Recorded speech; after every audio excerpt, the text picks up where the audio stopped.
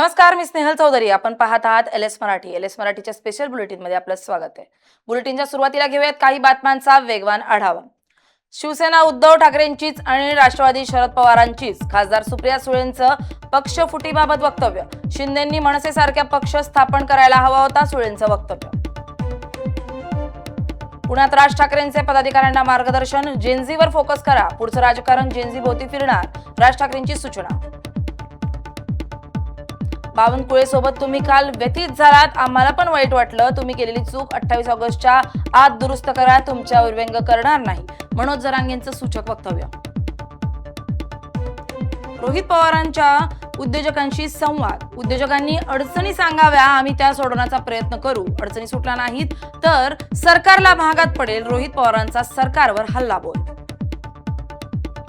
सुनेत्रा पवार चाकण एमआयडीसीच्या प्रश्नांवर घेणार प्रशासनाची बैठक. कंपन्यांच्या समस्या जाणून घेण्याच्या जिल्हाधिकारी आणि पोलीस अधीक्षकांना केल्या सूचना. सरकारचा जातनिहाय जनगणना करण्याचा निर्णय. जनगणनेत जातीचा उल्लेख करणार, विचारण्यात येणार 40 प्रश्न. या होत्या काही वेगवान हेडलाईन्स. आता पाहूयात सविस्तर बातम्या. वळूयात पहिल्या महत्वाच्या बातमीकडे. मनोज जरांगेंचा पुन्हा बावनकुळेंवर हल्लाबोल. 28 ऑगस्टच्या आत केलेली चूक दुरुस्त करा, तुमच्यावरती व्यंग करणार नाही, रद्द केलेले प्रमाणपत्र पुन्हा द्या. बावनकुळे, तुम्ही व्यथित झालात, आम्हाला पण वाईट वाटलं. आमचं वाईट केलं म्हणून तुमच्या मागे लागलो, जरांगे यांचं वक्तव्य.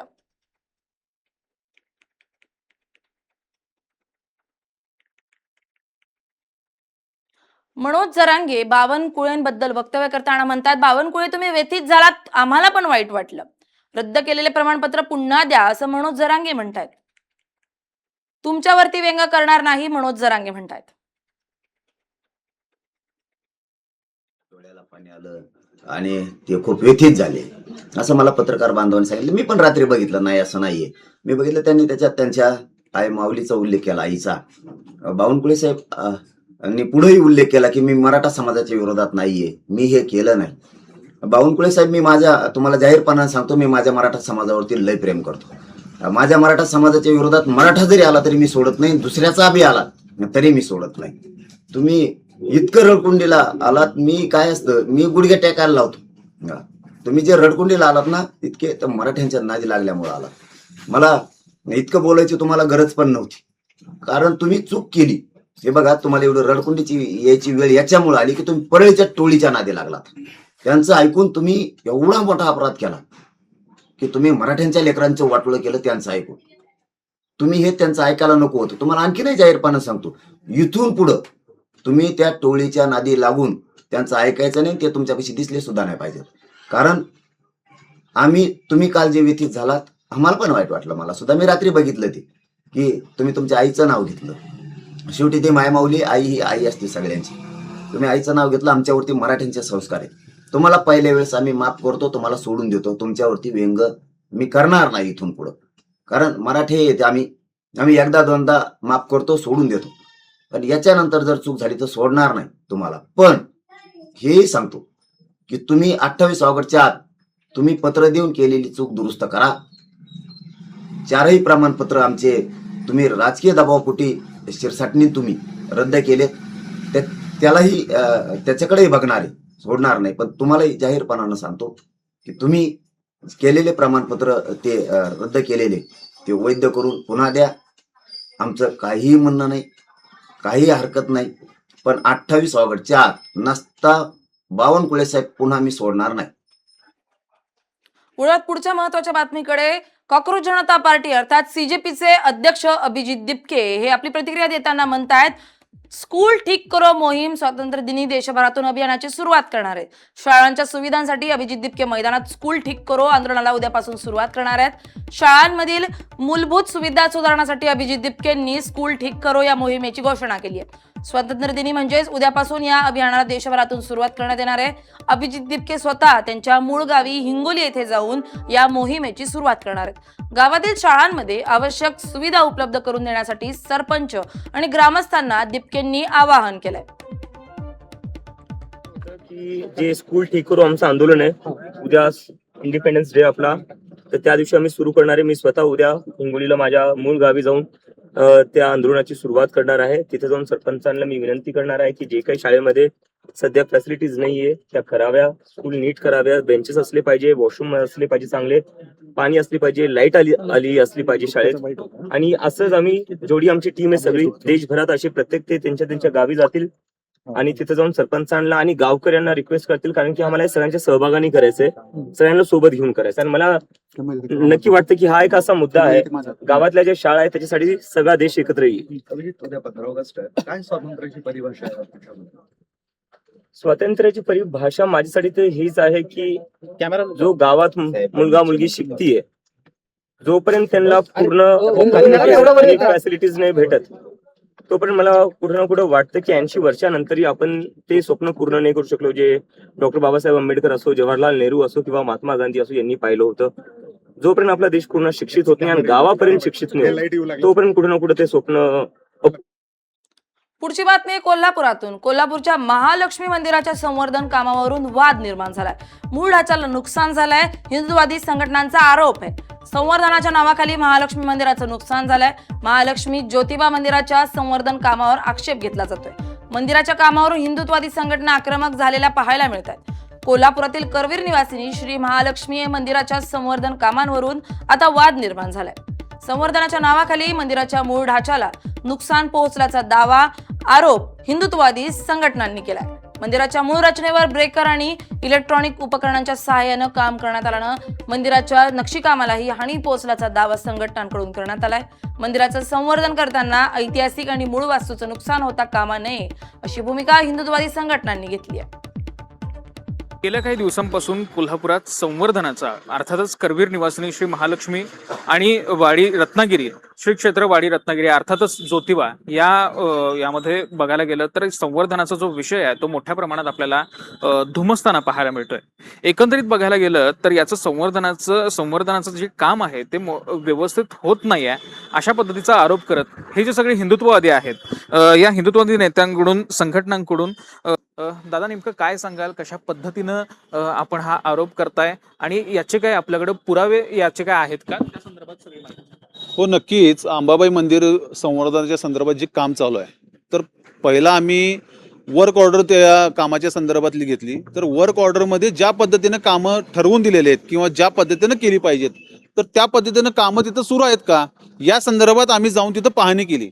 तर पाहणी केल्यानंतर असं दिसून आलं की ब्रेकर वगैरे वापरायचं चालू आहे, ग्राइंडर चालू आहे.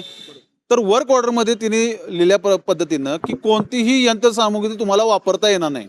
तर ते टोटल ब्रेकरनं सगळी कामं चालू आहेत.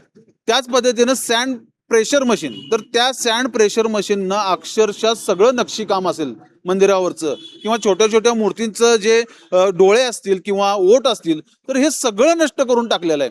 म्हणजे या सँड ब्लास्टिंग मशीनला किंवा सँड प्रेशर मशीनला त्याला पण त्या वर्क ऑर्डरमध्ये परमिशन नाही. मग ह्या सगळ्या गोष्टीची परमिशन नसताना एक स्वतःचं घर आपण जसं सजवायला लागलो किंवा जसं करावं अशा पद्धतीने जर काही खाजगी पद्धतीने जर काही काम सुरू असेल तर या कामाला पूर्ण आमचा विरोध असणार आहे. या संदर्भात आम्ही आमचे फोटोग्राफ्स गोळा केलेले आहेत, सगळे पुरावे गोळा केलेले आहेत. त्या संदर्भात 150 प्रश्नावली आपण प्रशासनाला दिलेले की बाबा या प्रश्नांची उत्तरं आम्हाला एक 4-5 दिवसामध्ये तुम्ही आम्हाला दिली पाहिजेत. तर त्या संदर्भातही त्यांच्याकडनं कोणतीही उत्तर आपल्याला मिळालेलं नाहीत. त्यानंतर आपण एक स्मरणपत्र दिलेलं आहे त्यांना की बाबा आम्ही असं एक प्रश्नावली आपल्याला सादर केली होती तर त्या प्रश्नावलीचं काय झालं तर आम्हाला वेळ तर तुम्ही द्या. तर त्या प्रश्नावलीला किंवा त्या स्मरणपत्राला पण आता अक्षरशः 15 दिवस उलटून गेले तरीही त्यांच्याकडनं कोणतीही उत्तरं नाही आहेत. अक्षरशः बघायला गेलं तर या सर्व संदर्भात प्रत्येकाने प्रत्येक अधिकारी असेल, तिथला कर्मचारी असेल, ठेकेदार असेल तर ही सगळी दोषी आहेत. त्यामुळे यांचं कुठेतरी पळायच्या गोष्टी चालू आहेत आता. म्हणजे या सर्व गोष्टीपासून कुठेतरी लांब गेलं पाहिजे. परंतु असं असतं की एक देवीचं काम आहे, श्रद्धेचं काम आहे.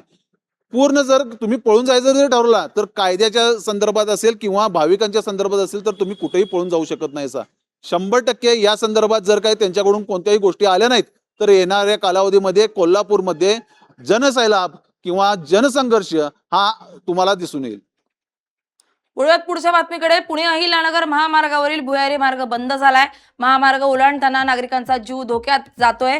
मार्ग बंद असताना नागरिकांची धोकादायक कसरत तिथं होतीये. बंद भुयारी मार्गामुळे नागरिकांच्या सुरक्षिततेचा प्रश्न गंभीर बनतोय. पुणे अहिल्यानगर महामार्गाला समांतर असलेला आणि शिरूर शहरात जाण्यासाठी महत्वाचा असलेला भुयारी मार्ग गेल्या अनेक दिवसांपासून बंद आहे. त्यामुळे नागरिक आणि वाहन चालकांना मोठ्या अडचणींचा सामना करावा लागतोय. भुयारी मार्ग बंद असल्यानं नागरिकांना धोकादायक पद्धतीनं महामार्ग ओलांडावा लागत असलाय. त्यामुळे या परिसरात अपघातांचं प्रमाण वाढत असून नागरिकांच्या सुरक्षिततेचा प्रश्न निर्माण झालाय. महामार्गावरील वाढती वाहतूक आणि वाहनांचा वेग लक्षात घेता भुयारी मार्ग तातडीनं सुरू करणं आवश्यक असल्याची मागणी नागरिकांकडून होतीये. याचाच आढावा घेतलाय आमचे प्रतिनिधी सचिन धुमाळ यांनी. पाहूयात. साठी पुणे अहिल्यानगर महामार्गाला एक समांतर भुयारी मार्ग होता, परंतु गेले अनेक दिवसापासून हा भुयारी मार्ग बंद आहे. आपण पाहू शकता माझ्या पाठीमागे हा भुयारी मार्ग आता एकदम बंद अवस्थेत, त्यामध्ये पाणी साचलेलं आहे, राडारोडा देखील पडलेला आहे, याच्यावरती काही अतिक्रमण देखील झाले आहे. या अहिल्यानगर महामार्गावरून शहरामध्ये येण्यासाठी हा एक पर्यायी मार्ग म्हणून खूप चांगला मार्ग आहे, परंतु याच्यावर असलेले अतिक्रमणे किंवा याच्याकडे असलेले सार्वजनिक बांधकामाचं दुर्लक्ष, त्यामुळे हा रस्ता अनेक दिवसापासून बंद अवस्थेत आहे. त्यामुळे हा रस्ता दुरुस्त करून तात्काळ चालू करावा अशी मागणी येथील काही ग्रामस्थ करतात. आपण काही ग्रामस्थांशी देखील चर्चा करणार आहोत. काय आहे आणि कधीपासून हा रस्ता बंद आहे, काय सांगाल? हा एक शिरूर शहरात येण्यासाठी एक पर्यायी चांगला भुयारी मार्ग आहे, परंतु तो अनेक दिवसापासून बंद आहे आणि का बंद आहे? हा मार्ग ज्यावेळी 2014 साली आमदार बाबूरावजी पाचरणे साहेब आमदार होते, त्यावेळेला साहेबांनी एक दूरदृष्टी ठेवून हा मार्ग तयार केला होता की बायपासला अनेक वेळा ऍक्सिडेंट व्हायचे, आपल्या जवळची माणसं जायची किंवा गरीब कुटुंबातील माणसं टू व्हीलरवरती जायची, कुणी रिक्षेने जायचं, तर त्यांचा ऍक्सिडेंट व्हायचा. तर तो विचारात लक्षात घेऊन पाचरणे साहेबांनी हा मार्ग एक तयार करून दिला होता. त्यांच्या जोडीला नामदेव भावटे पण होते. ह्या दोघांनी एक विचार करून हा मार्ग रस्ता तयार केला होता. परंतु नंतरच्या काळात काय झालं की वरच्या बाजूला थोड्याशा बिल्डिंगी झाल्या आणि बिल्डिंग झाल्यानंतर ते ड्रेनेजचं पाणी या वड्याला सोडलं. वड्याला पाणी ओपन पाणी सोडल्याच्या नंतर हे सगळं याच्यात सगळं सांडपाणी सगळं येऊन साठायला लागलं. सांडपाणी साठलेलं पाहून भविष्यात शेजारच्यांनी सुद्धा, आता तुम्ही इकडे पाहत असाल की ह्या बाजूला भिंत बांधली, डबरी भिंत ही सुद्धा सिमेंटी रोडवरती बांधलेली आणि त्याला आडव्या नळ्या टाकून सर्व बंद करून टाकलं. मग ह्या पुलामधून पावसाचं पाणी सुद्धा वाहत होतं आणि लोक सुद्धा जा करत होते. परंतु अलीकडच्या काळ 7-8 वर्षाच्या काळापासून तुम्ही पाहत असताना हे बंद झाले आणि ह्याच्यामुळे ना आमच्या पाषाण मळ्यातील नागरिकांना म्हणा किंवा इतरत्र आपल्या नगर साईड पुणा साईडला जाणाऱ्या लोकांना सुद्धा जाण्यासाठी खूप त्रास होतो. तर आता मध्ये इथं स्पीड ब्रेकर टाकले होते. आपल्या संग्राम हॉटेल जवळ एक हे देवळ फुटलेला होता, तर तिथून सुद्धा लोक हे बंद झाल्या कारणाने तिथून ये जा करता येते, लोकांना येण्यासाठी पर्यायच राहिलेला नाही. आणि काल अशी दुर्दैवी घटना घडली की आमचे मित्र किशोर भाऊ यादव यांचा दुर्दैवी अंत झाला आणि ती खरंच कधी न भरून निघणार आमच्यासाठीचं मोठं दुःख आहे. तर लवकरात लवकर प्रशासनाला जाग यावी आणि त्यांनी काहीतरी याच्यात उपाययोजना कराव्यात अशी मी प्रशासनाला विनंती करतो. तुमच्या चॅनलच्या मार्फतूनही विनंती करतो किंवा अर्ज देऊनही विनंती करेल, परंतु प्रशासन यात लवकरात लवकर लक्ष घालून काम त्वरित मार्गी लावून द्यावं व लोकांची गैरसोय होणार नाही याची खबरदारी घ्यावी. हा जर भुयारी मार्ग चालू झाला तर याच्यापासून काय फायदा होईल शिरूर शहराला? शिरूर शहरामध्ये जाणाऱ्या गाड्या आहे ना, ऍक्सिडेंटचं प्रमाण कमी होईल आणि स्वर्गीय आमदार बाबूराव पाचरणे साहेबांनी जो भुयारी मार्ग चालू केला होता 10 वर्षापूर्वी, तो आता पुन्हा चालू करावा ही माझी शासनाला विनंती आहे. नक्कीच जो 10 वर्षापूर्वी तयार करण्यात आलेला भुयारी मार्ग प्रशासनाच्या दुर्लक्षामुळे बंद आहे, तो चालू करावा अशीच मागणी येथील नागरिक करत असल्याचे आपल्याला पाहायला मिळत आहे. सचिन धुमाळ, LS मराठी, शिरूर, पुणे. पुढची बातमी आहे गडचिरोलीतून. गडचिरोलीत पावसामुळे धान भिजत असल्यानं सडू लागलाय. सडलेल्या धानाच्या दुर्गंधीचा त्रास आता परिसरातील नागरिकांना सहन करावा लागतोय. गोदामांची अपुरी व्यवस्था, उपलब्ध जागेचा अभाव आणि खरेदी केलेल्या धानाची वेळेवर उचल न झाल्यानं शेतकऱ्यांच्या घामाचे हे पीक अक्षरशः पावसाच्या पाण्यात भिजताना दिसतंय. एकीकडे शेतकऱ्यांकडून धान खरेदी करण्यासाठी शासन कोट्यवधी रुपये खर्च करते आणि दुसरीकडे खरेदी केलेला हाच शेतमाल सुरक्षित ठेवता येत नसेल तर या व्यवस्थेवर प्रश्नचिन्ह उपस्थित होत आहे. या सर्व परिस्थितीचा आढावा घेतला आमचे प्रतिनिधी महेश गुंडेंटीवार यांनी. पाहूया.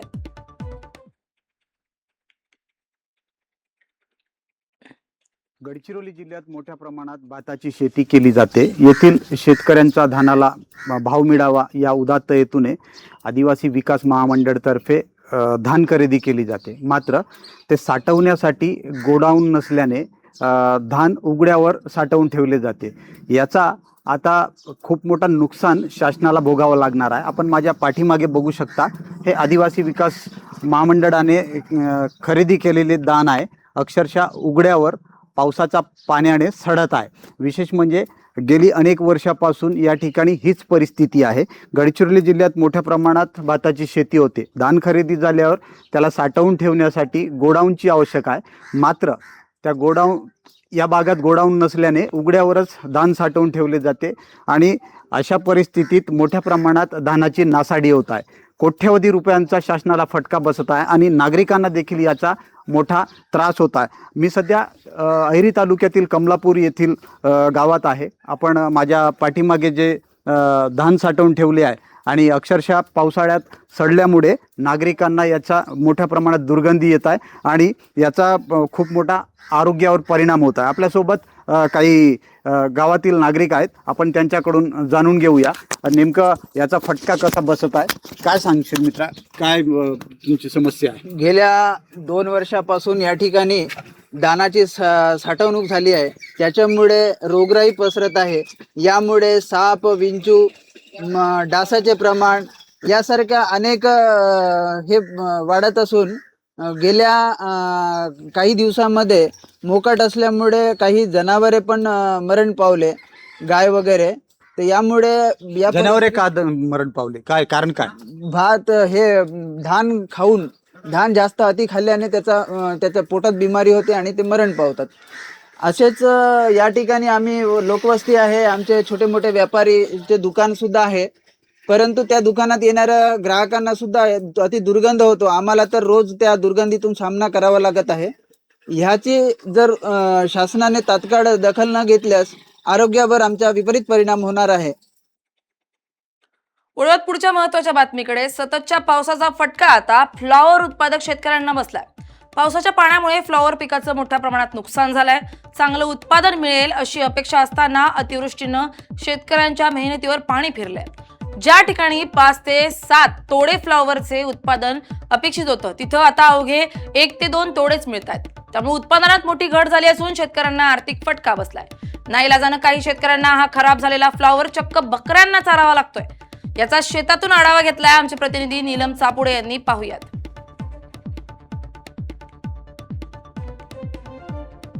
पूर्णा जिल्ह्यामध्ये झालेल्या सततच्या पावसामुळे फ्लॉवर पिकाचे अक्षरशः नुकसान झालेले आहे. याच्यामध्येच अनेक शेतमालाचे सुद्धा नुकसान झालेले आहे. आता मी सध्या फ्लॉवरच्या पिकामध्ये आहे. आपण इथे पाहू शकता की सतत पडणाऱ्या पावसामुळे जो हातातोंडाशी आलेला जो फ्लॉवर होता तो सुद्धा अक्षरशः खराब झाला आहे. जे फ्लॉवर मध्ये जे फ्लॉवरचे गड्डे असतात त्याच्यात पाऊस पडल्यामुळे अख्खे ते कुजून गेले आहेत आणि तसेच त्याच्यावर काळे स्पॉट आले आहेत आणि याचाच मोठा फटका हा शेतकऱ्यांना बसत आहे. जो ज्या फ्लॉवरचे जास्त तोडे झाले असते त्या फ्लॉवर मध्ये एक थोडाच माल घेऊन जो फ्लॉवर राहिलेला आहे तो अक्षरशः शेतकऱ्यांना बकऱ्यांना चारण्याची वेळ सुद्धा आलेली आहे. मोठ्या मेहनतीने आणि खर्च करून शेतकऱ्यांनी फ्लॉवरचे पीक घेतले होते. बियाणे, खते, औषधे आणि मजुरी तसेच पाणी यासाठी मोठा खर्च करण्यात आला होता. मात्र ऐन उत्पादनाच्या काळात पावसाने हजेरी लावल्याने संपूर्ण गणितच बिघडले आहे. तसेच पिकाची गुणवत्ता घसरल्याने बाजारात अपेक्षित दर मिळत नाही आणि अनेक ठिकाणी फ्लॉवर विक्रीसाठी नेण्यापेक्षा शेतातच सोडून देण्याची वेळ आलेली आहे. तसेच पिकाची तोडणी किंवा वाहतूक खर्चही निघत नाही. त्यामुळे जो काही फ्लॉवर शिल्लक होता तो खराब झालेला आहे आणि त्यामुळेच हा जो फ्लॉवर आहे तो अक्षरशः बकऱ्यांना चारण्याची वेळ ही शेतकऱ्यांवर आलेली आहे आणि याचाच मोठा हा आर्थिक फटका हा शेतकऱ्यांना सुद्धा बसताना आपल्याला पाहायला मिळत आहे. नीलम चापुडे, LS मराठी, आंबेगाव, पुणे. पाहूयात पुढची बातमी. पाकिस्तानचे पंतप्रधान शहबाज शरीफ यांची भारताला धमकी. त्यांनी भारताला धमकी दिली आहे. स्मारकाच्या उद्घाटन समारंभात बोलताना भारताला धमकी दिली आहे. सिंधूचं पाणी आमची रेड लाईन आहे. शहबाज शरीफ म्हणतात योग्य मार्गावर या नाहीतर उत्तर चांगलंच देऊ. पाकच्या पंतप्रधानांची भारताला ही पोकळ धमकी देण्यात आली आहे.